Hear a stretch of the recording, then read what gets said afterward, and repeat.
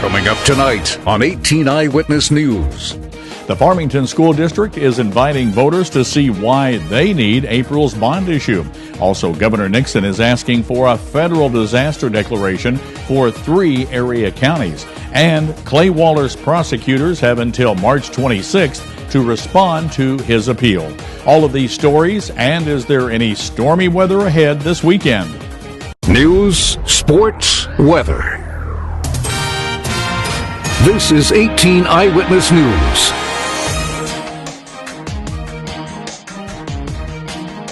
Thanks for joining us, everyone. I'm Fred Dawkins. Here's the stories we're working on for you this hour. The Farmington School District is inviting the community to learn how Proposition Kids will address problems with a number of the district's buildings. The district is offering guided tours at Washington Franklin Elementary, W.L. Johns Early Childhood Center, and Farmington High School. Now, the first tour is set for this Friday afternoon from 1:30 until 2:30. Tours are also scheduled for March 16th from 8 until 9, on the 19th from 10:30 until 11:30, and the 22nd from 4 until 5, and then from 6 until 7. Proposition Kids is a $17 million no-tax bond issue that goes to voters on April 3rd. And now Dustin is here with a look at our first forecast. Dustin?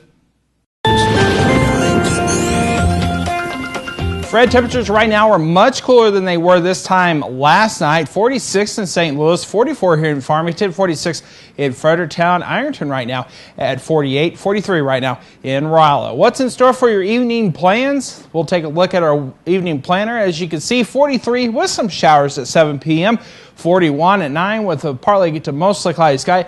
Clearing out to a partly cloudy sky with 38 degrees by midnight. For your forecast for tomorrow morning at the bus stop, we'll see a temperature of 38 degrees under a partly sunny sky. Tomorrow is going to be much cooler than it was yesterday and then earlier today. We'll give you all those details on your forecast for Friday coming up later in weather. Governor Jay Nixon is requesting a federal major disaster declaration for 18 Missouri counties, including Bollinger, Madison, and Stoddard, because of last week's tornadoes, hail, high winds, and heavy rains. The severe weather caused 3 deaths in Missouri, numerous injuries, and widespread destruction across the state. According to the National Weather Service, the system that moved through Missouri generated 12 tornadoes, including an EF1 in Madison County and an EF3 in Stoddard County. On February 29th, Nixon declared a state of emergency in Missouri. The order activated the State Emergency Operations Center and enabled the state to mobilize its resources, including the State Emergency Management Agency and the Missouri State Highway Patrol, to assist local authorities. Prosecutors in Clay Waller's federal case have until March 26th to file a response to his appeal. A spokesperson for the 8th Circuit Court of Appeals in St. Louis says Waller's attorney submitted his appeal of the 5-year sentence this past Monday. The appeal had been filed last week, but the brief had defects and the attorneys had to resubmit it. Waller is appealing his 5-year sentence for threatening his wife's sister on an internet message board. Federal Judge Stephen Limbaugh gave Waller the maximum sentence, while the federal guidelines suggested a 6 to 12-month prison term. Waller is serving his time in a federal prison in Oakdale, Louisiana. Now, according to the Court of Appeals, after prosecutors file that brief, Waller's attorneys will have 7 days to respond. The 3 appeals judges can then make a ruling based on the briefs or schedule oral arguments. And when we come back on 18 Eyewitness News, I'll tell you which 2 St. Francis County bridges MoDOT is planning to replace.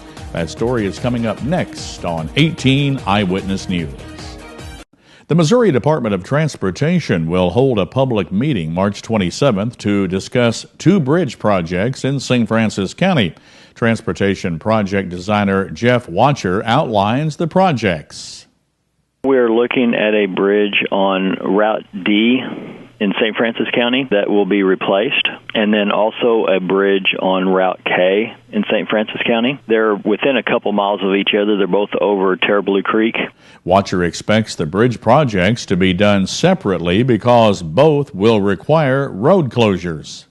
These two bridges are going to be let in conjunction, and so they will probably close the road and replace one bridge and then open it back up and close the other route to replace that bridge, because more than likely when the one road is closed, the other route will be the detour route, for people going around. So there will be some inconvenience there, but it helps keep the projects cheaper, better within budget.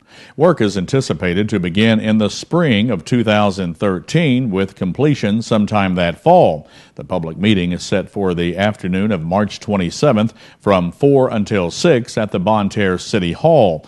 The event will have an open house format so visitors can stop by to talk one-on-one with the project team member. Sheets Young Incorporated of Fredericktown continues to help people secure the medical equipment that they need. The foundation takes donations of medical equipment, cleans and repairs it, and then offers it in need. Rick Young says the organization's mission continues to grow.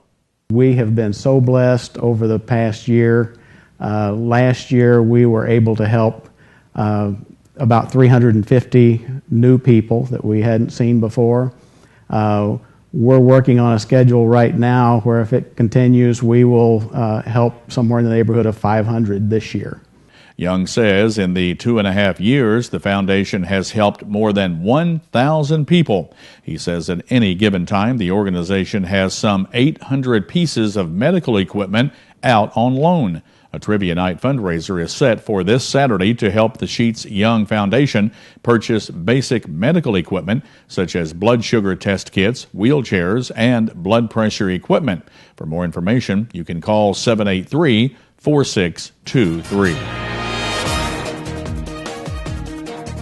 When we come back on 18 Eyewitness News, might leave you with bad breath, but Don Arnold tells us all the good things that garlic does inside your body. That's next in today's Your Health segment. But Dustin Kopp is making another check of our Storm Tracker 18 weather forecast, which is coming up next on 18 Eyewitness News.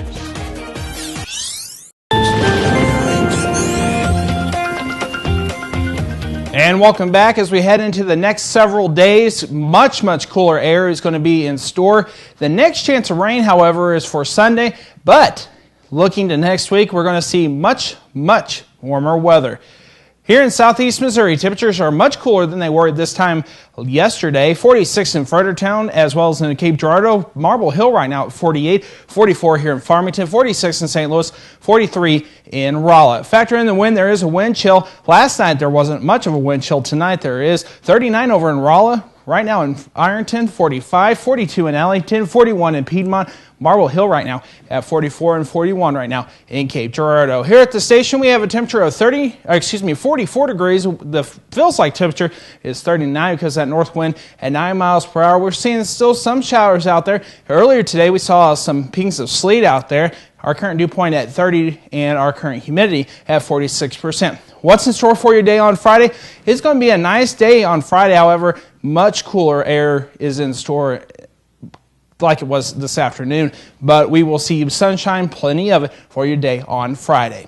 Forecast lows this evening, 34 in St. Louis, 35 in Ironton, 35 in Ellington, Rolla 32, 33 over in Fredericktown, 36 in Piedmont, 38 in Poplar Bluff. Tonight we'll see a low around 31, partly cloudy, north wind 5 to 10. Tomorrow we'll see a high of 55, partly sunny skies, decreasing clouds throughout the afternoon.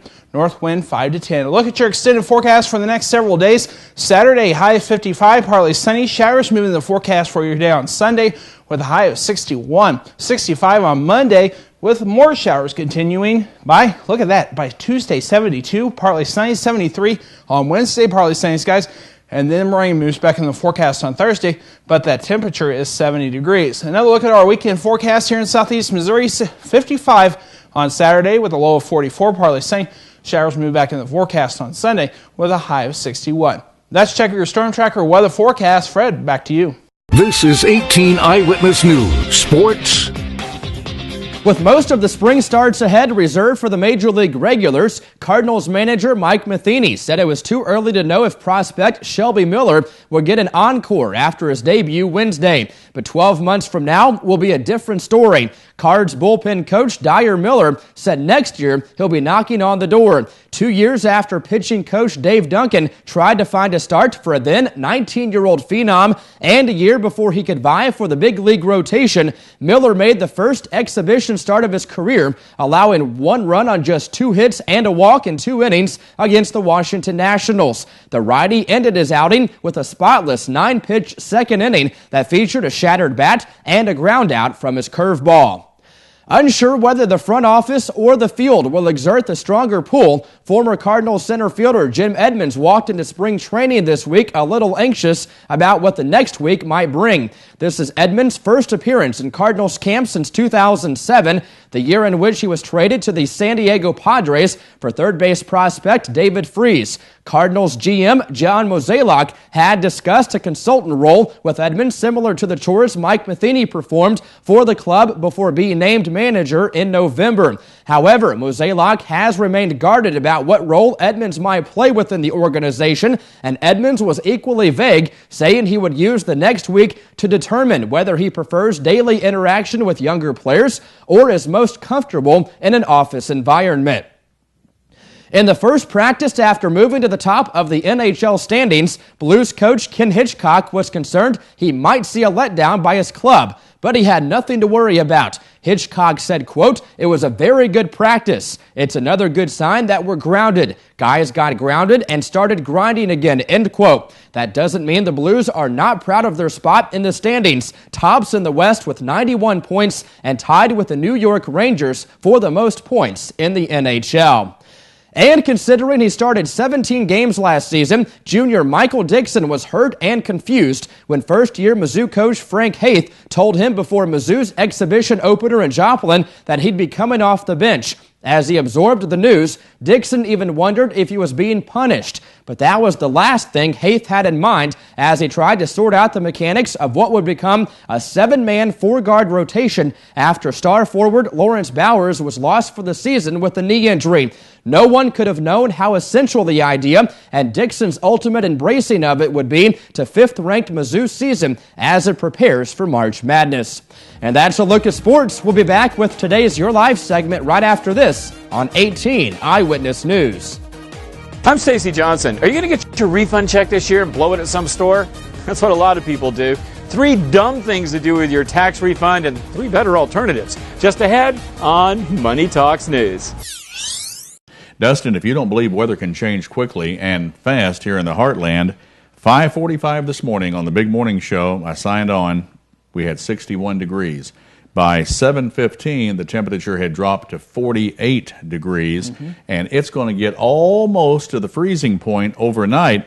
But outside of that, this afternoon, we had sleet coming down here. We did have sleet. Yeah. It was pinging everywhere. As a matter of fact, we've had a really weird winter. I was noticing on our Newswatch feed that they're going to be talking about later on in the next half hour of the warmest winter that we've seen in a while. Right. And also talking about the solar flares that are going on right now. So, I mean, pretty much we're having a weird season, if you want to think about it. Plus, I think you caught me doing something earlier today. I've caught you doing a lot of things.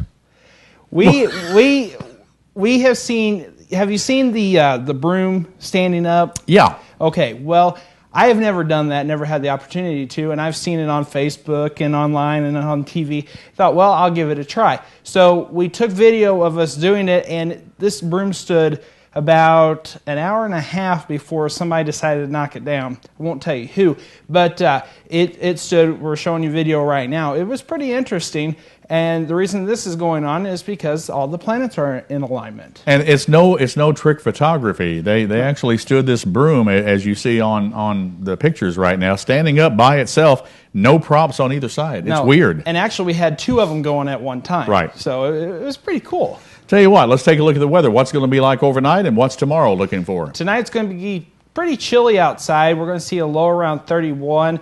Clearing out, though, as far as in the rainfall, tomorrow is going to be sunny, partly sunny, and then mostly sunny tomorrow afternoon.